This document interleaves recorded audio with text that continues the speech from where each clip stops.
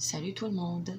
Dans cette vidéo, je vais essayer de vous présenter la formation ainsi que les valeurs ou bien les utilisations du deuxième temps simple qui est l'imparfait. Alors suivez la vidéo.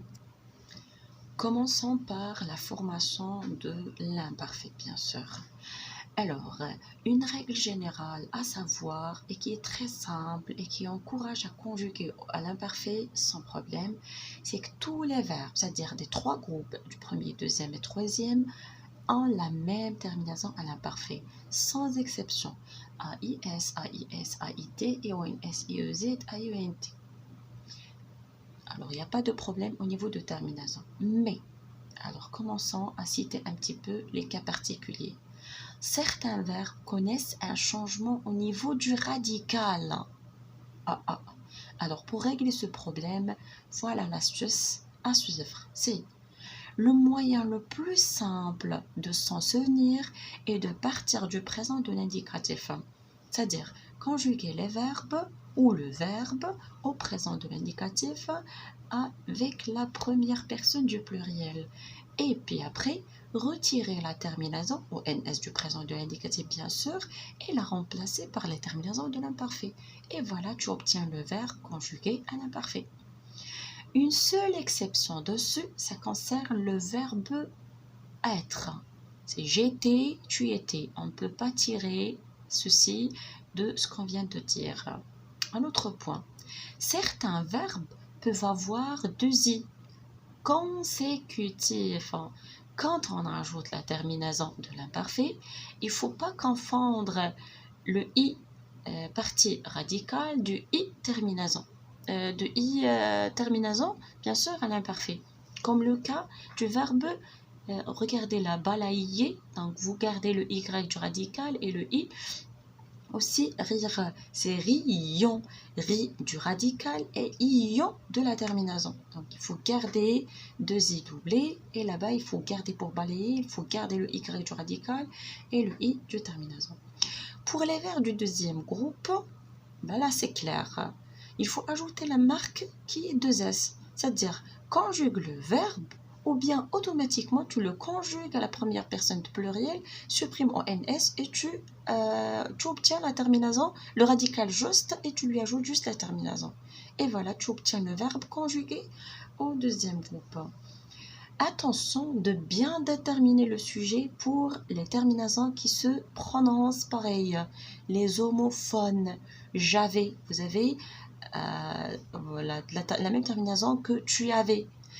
Il avait et ils avaient, ils se prononcent de la même manière, mais faites attention à la terminaison.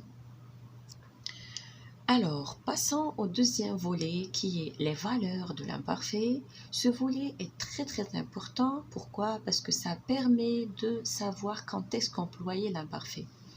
Alors, une petite introduction. Alors, l'imparfait est complémentaire avec le passé simple dans un récit au passé. C'est-à-dire, dans un récit au passé, on trouve l'imparfait et le passé simple temps dominant. Commençons maintenant à citer les valeurs de ce temps-là. Alors, l'imparfait sert à décrire au passé, comme le cas ou l'exemple que vous avez devant vous. La coque du bateau était rouge et luisait sous les rayons du soleil. Donc là, les verbes soulignés sont conjugués à l'imparfait et automatiquement, c'est l'imparfait de description au passé, bien sûr. Une autre valeur pour l'imparfait, c'est qu'il sert à raconter une action répétée au passé. On parle de l'imparfait d'habitude.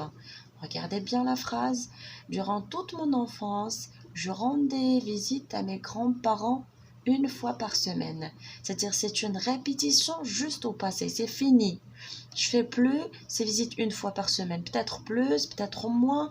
Mais l'essentiel, c'est pas pareil à ce qui était au passé. D'accord?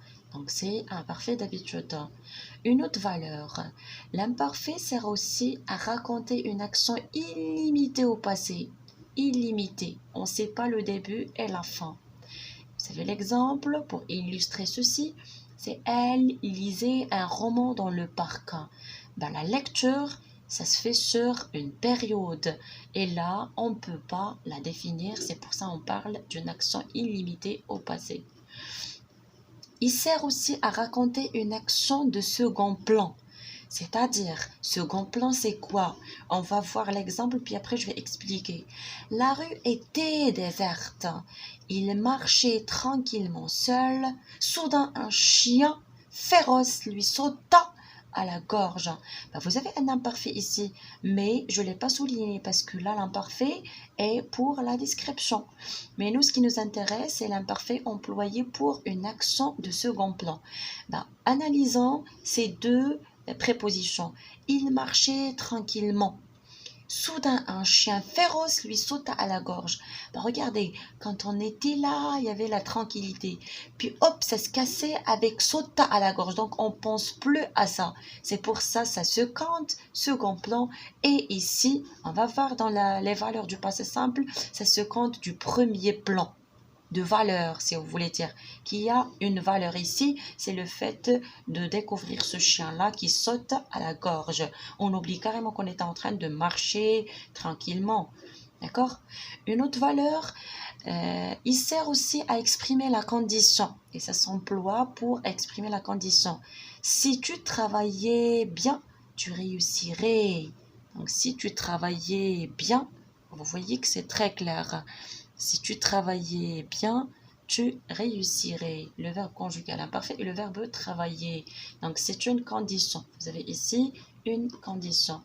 Et la dernière valeur aussi pour l'imparfait, c'est pour suggérer. Et si on faisait un pique-nique? Et si on faisait un pique-nique, donc le verbe se conjugue à l'imparfait, il sert à indiquer une suggestion.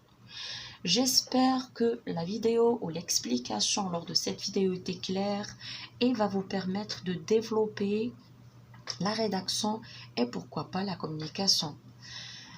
Merci et n'oubliez pas de vous abonner.